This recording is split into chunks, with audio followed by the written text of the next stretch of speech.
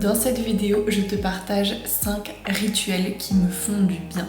Des rituels bien-être pour venir se ressourcer, pour venir décompresser, accueillir nos émotions ou même encore se remettre en énergie. Je vais vous emmener un petit peu dans mon monde, dans ma manière de voir les choses pour vous expliquer un peu ces 5 rituels. Je vous invite dès maintenant à vous abonner à la chaîne pour être averti des prochaines vidéos et à mettre un like sur ce contenu si voilà, c'est le type de vidéo que vous aimez bien voir aussi.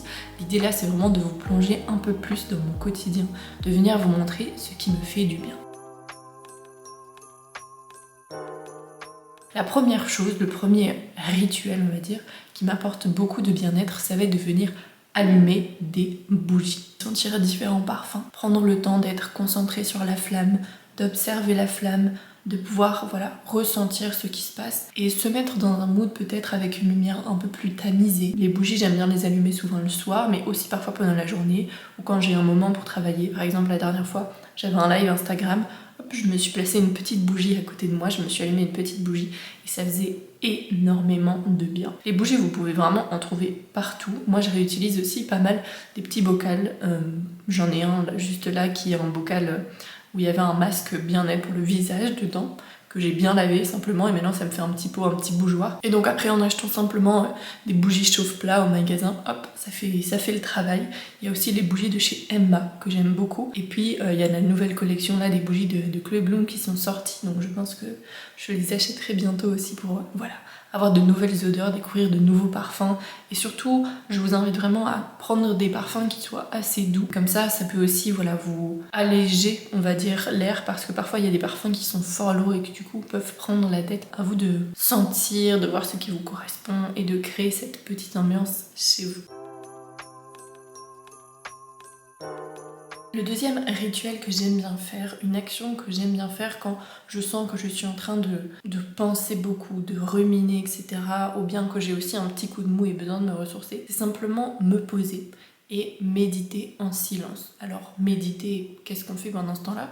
Ça peut être simplement se concentrer sur sa respiration, accueillir mes pensées, essayer de m'en détacher et de les voir un peu comme des nuages dans le ciel. Là j'ai reçu pour mon anniversaire, j'ai demandé un petit coussin de méditation, donc comme ça je me suis créé un petit espace sur mon tapis où je sais que je peux m'asseoir, que je peux me poser, prendre un temps en silence, et vous verrez que les différents rituels que je vais vous partager ici peuvent vraiment se composer. Je peux très bien m'allumer une bougie, m'asseoir en silence, et c'est surtout le silence, moi, que j'apprécie quand je suis en train de trop penser. Parce qu'en fait, si je rajoute une stimulation encore extérieure, ou par exemple je me mets à scroller ou que je mets de la musique ou quoi, je suis simplement en train de faire le déni de tout ce à quoi je pense. Et c'est plus utile, je trouve, certes inconfortable mais plus utile, de venir d'abord s'y confronter en silence, voir qu'est-ce qui arrive dans notre esprit, respirer, comme si notre souffle venait balayer nos pensées, comme si ça balayait les feuilles et que les feuilles étaient toutes les pensées de notre esprit, pour venir vraiment mettre plus de clarté. Le troisième rituel, ça va être de ranger, d'entretenir en fait un espace de vie qui soit sain, qui soit rangé, qui soit ordonné, parce que j'aime bien dire que si c'est clean à l'extérieur, c'est clean à l'intérieur, ça favorise vraiment le bien-être aussi, la sérénité, la clarté mentale, et ça permet aussi de conserver le mouvement, de rester en mouvement, et du coup simplement de venir mettre de l'ordre en fait à l'extérieur. C'est comme si on rangeait nos pensées à l'intérieur, en tout cas c'est comme ça que je le ressens. Dites-moi dans les commentaires si c'est pareil pour vous. Et du coup prendre ces petits moments quand ça va moins bien, ou quand on se sent un peu surchargé émotionnellement ou surchargé dans nos pensées, venir prendre un moment un peu pour ranger notre extérieur.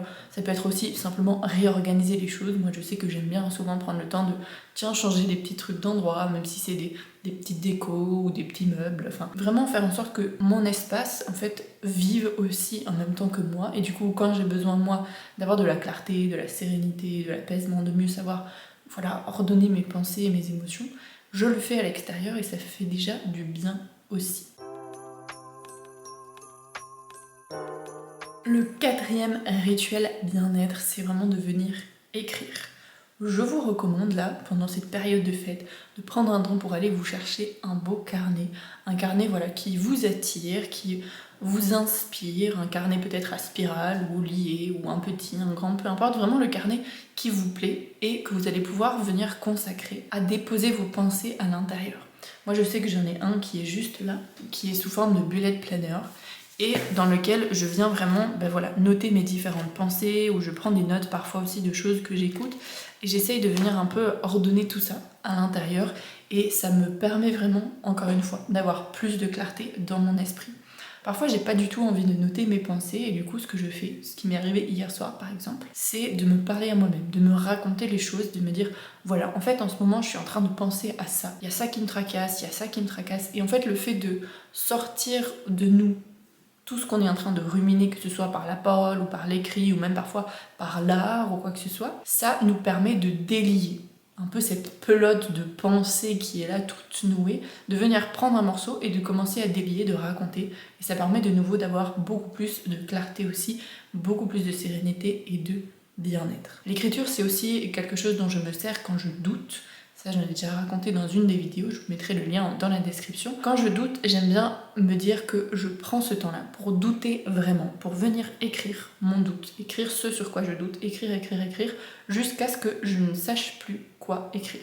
Parce que ça voudrait dire que je suis plus ou moins arrivée au bout de ma pelote de laine. Il y en a aussi qui recommandent d'utiliser l'écriture de manière régulière, par exemple tous les matins ou tous les soirs, ou à des moments clés de la journée. C'est quelque chose que vous pouvez faire. Moi, je sais que j'ai parfois du mal à respecter ce genre d'habitude et que j'aime bien plutôt le faire au flow et de vraiment venir écouter mes besoins et de me dire j'en ai besoin, j'en ai envie et donc je le fais. Que quand je dois me forcer, c'est quelque chose qui va venir plus me contraindre. Et du coup, ça me permet aussi de fonctionner comme ça, de venir en fait plus m'écouter. Mais je sais que voilà, maintenant, tous les matins, je prends le temps juste d'écrire les 3 choses que j'ai aimées hier, de pouvoir écrire juste mon intention du jour. Ça, c'est quelque chose que je fais tous les matins. Parce que je me dis, si je donne moi-même, je décide de l'intention que je donne à ma journée, même si je ne vais pas contrôler tout ce qui va s'y passer, je sais au moins avec quelle intention j'ai envie de le vivre. Et du coup, ça m'invite tous les matins à déjà avoir cette prise de conscience, cette prise de responsabilité sur comment est-ce que j'ai envie de vivre cette nouvelle journée. On en a déjà un peu parlé au niveau du rituel de venir trier, mettre de l'ordre chez soi. Le fait de rester en mouvement, ça fait aussi circuler nos énergies. Et notamment quand on a des surcharges émotionnelles. Émotion, il y a motion dedans en anglais qui veut dire le mouvement. Une émotion, c'est vraiment quelque chose qui passe à travers nous, qui est là, qui est en mouvement, qui est faite pour venir mais aussi repartir. Donc si moi je cultive le mouvement dans mon corps, je vais aussi permettre à mes émotions de mieux circuler, de mieux fluctuer en moi. Et les mouvements, ça peut être simplement quelques petits étirements, quelques shavash comme on dit en yoga aussi. Quand j'inspire, je creuse le dos et quand j'expire, j'arrondis le dos. Venir faire des mouvements pour détendre les hanches, le bassin, pour venir détendre les jambes, venir s'étirer en longueur aussi, ça fait énormément de bien.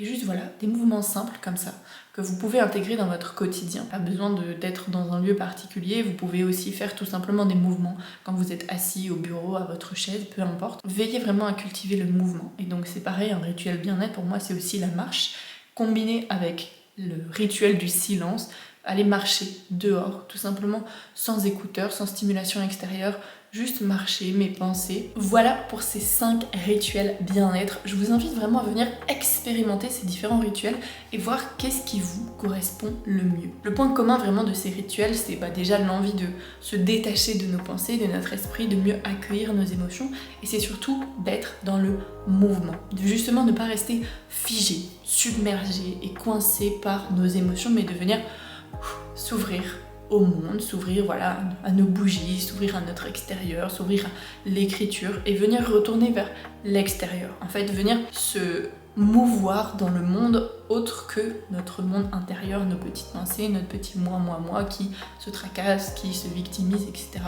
Et vraiment avec cette intention de faire de la place dans notre esprit, d'amener de la clarté et de prendre soin de nos émotions. Je vous laisse me dire dans les commentaires lequel de ces rituels vous inspire le plus et si vous aimez ce genre de vidéo. Et nous, on se retrouve très bientôt pour une prochaine vidéo. Prenez bien soin de vous et passez de très belles fêtes de fin d'année.